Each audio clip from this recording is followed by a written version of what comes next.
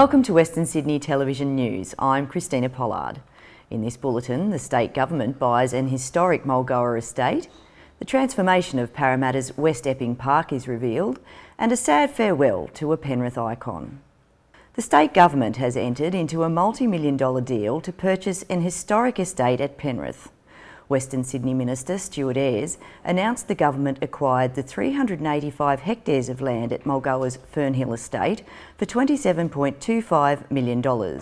Not only is the wonderful heritage homestead here going to be publicly available, but so will the 385 hectares. We know Western Sydney is growing, and just like Centennial Park and Vaucluse House in the eastern suburbs, it's important that we quarantine open spaces like this for future generations across Western Sydney.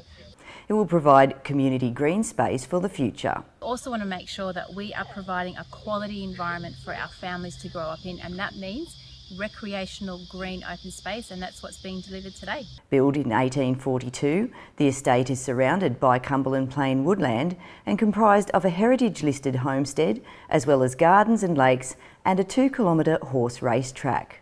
Settlement of the purchase will occur within the next 3 months, with state agencies to develop a management plan for the long-term future of the estate. The state and federal governments have committed to fund Stage 1 of a north-south rail link for Western Sydney under the Western City Deal. The first stage of the rail link will connect St Mary's to the new Badgerys Creek Aerotropolis and Western Sydney Airport. Penrith Mayor John Thain says the new rail line is the single most important piece of infrastructure needed in the region to stimulate local employment and attract investment. The $11.2 million transformation of Parramatta's West Epping Park has been revealed to the public. An official opening was held on March 24 to showcase the delivery of Parramatta's first synthetic all-weather soccer and cricket fields, as well as a basketball court, street-style skate area and family play and picnic areas. Parramatta Lord Mayor Andrew Wilson says the project was delivered with funding from the state government and Hornsby Shire Council. The City of Parramatta took on delivery of the works following the council amalgamations of May 2016. New traffic lanes have opened on Narellan Road, improving traffic flow between Narellan and Campbelltown. Federal member for Hume, Angus Taylor, said the road has been widened from 2 lanes to 3 on both sides of Narellan Road between Camden Valley Way and Blaxlands Road. Bus bays and cycle lanes on Narellan Road Bridge are expected to be completed by the end of March. The upgrades are a joint $114 million project by the Australian and New South Wales governments. Drivers at Penrith Paceway wore black armbands on March 22 as a tribute to the club's longtime president Max Lawton, who's passed away aged 89. A founding father of the Paceway, Mr Lawton served as president for 30 years from 1988. Mr Lawton started his career as a police officer in 1948, serving at stations across Western Sydney including Concord, Penrith, Blacktown and Springwood, before going on to become Chief Police Inspector in 1984. He retired in 1988 and was awarded in 2017 for 40 years of service to the police force. Mr Lawton was a foundation member of the Penrith Harness Club, and in 1999 it was his decision to build the registered club. Harness Racing New South Wales extended its sincere condolences to Mr Lawton's family. His funeral will be held on March 28. The restoration of historic Thornton Hall at Penrith to its former glory has been celebrated with an open day.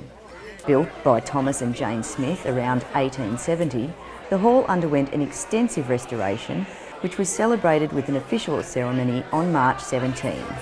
Laura Player, the great-great-granddaughter of Thomas and Jane Smith, was present to do the official honours alongside Penrith Mayor John Thain. And now, with all the latest in Western Sydney real estate news, here's Darren Laddie from PRD Nationwide Penrith. So we've just returned from our national conference over the weekend, and it was very interesting to look at where different markets around the country are currently sitting, and also to get some feedback on what people think about the future of Western Sydney looks like.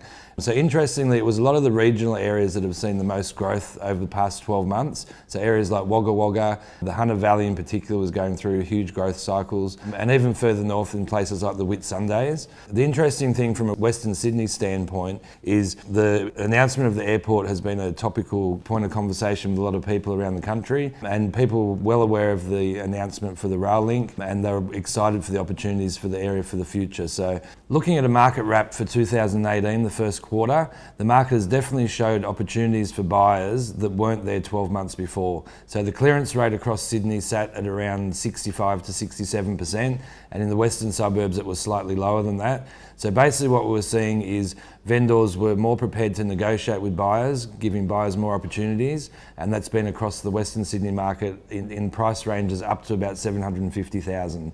So if you're a buyer in the market this Easter, we'd highly recommend that you jump online and see what properties are available, because now could well be the best time to buy this year. Lamborghini has launched its new SUV in Sydney, and Dave Knoll went along to see how it'll look on the streets of Western Sydney. We're here at the launch of the 2019 Lamborghini Urus. I say 2019 because that's when they're expecting the deliveries to start. Because from now on everything is going to change. It's going to change the history of Lamborghini. Now I want to let you the possibility to see that the first super sport vehicle is no longer impossible because we made it possible. So please have a look at the car.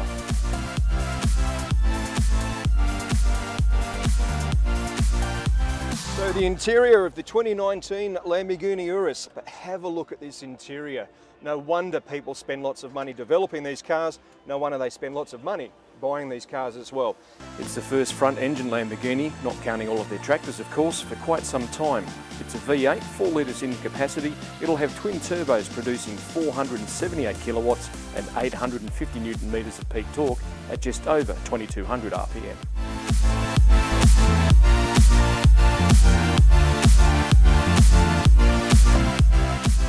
As one would expect from any car that's touted as an SUV, there's a fair amount of boot space, and this being the first SUV from Lamborghini, that's exactly what we get compared to what we see in their normal cars. And in the boot there's definitely enough room for a couple of golf bags.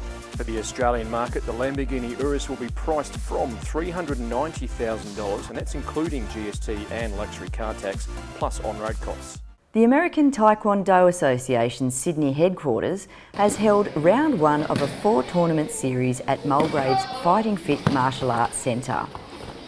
The award-winning school is home to many martial arts champions, including the 2016 Australia's Got Talent quarter-finalist and martial arts action star Jared Abbott, who is the lead trainer of a team of extreme martial arts performers, competitors and the Apine Parkour Squad.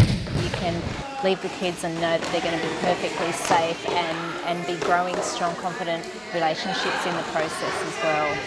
Competitors as young as 5 gathered to test their kick action skills with great sportsmanship, support for each other and lots of fun. On display were traditional martial arts forms, point sparring, sword combat and sumo wrestling. The highlight of the night was the extreme martial arts weapons competitors. There will be more action throughout the year and excitement for the Penrith region as they launch their unique program of traditional and extreme martial arts at the Jordan Springs Community Centre on April 16. Sydney International Regatta Centre has hosted the annual AAGPS Head of the River competition.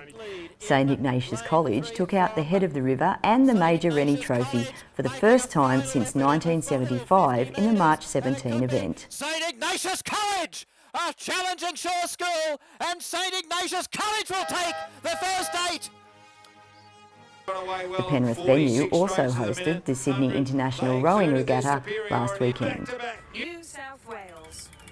Hawkesbury Race Club has hosted the second leg of the Provincial Championships qualifier. Wyong trainer Kim Wall took out the $150,000 race with her talented gelding Uptown Lad. The 5-race series is held at each of the state's provincial race clubs and is hotly contested by eligible horses under the care of a provincial trainer. First, second and third place horses in each race qualify for the $500,000 Provincial Championships final to be held at Royal Randwick on Queen Elizabeth Stakes Day, April 14. The Western Sydney Wanderers have claimed the inaugural Sister Cities Shield with a 4-1 win over the Wellington Phoenix. It was a great win for the Wanderers' spiritual home of Blacktown City, with the Phoenix fighting hard on their behalf of their nearby neighbours, Pororua. The Blacktown Mayor, Stephen Barley, was joined by his Pororua counterpart, Councillor Mike Tanner, to present the winning captain, Mark Bridge, with the shield. Councillor Barley said the Sister Cities Shield was a great way to celebrate the 34-year relationship between Blacktown and the city of Porrorua. That's all for this bulletin. Don't forget to follow us on Facebook and subscribe on YouTube. I'm Christina Pollard. Thanks for joining us.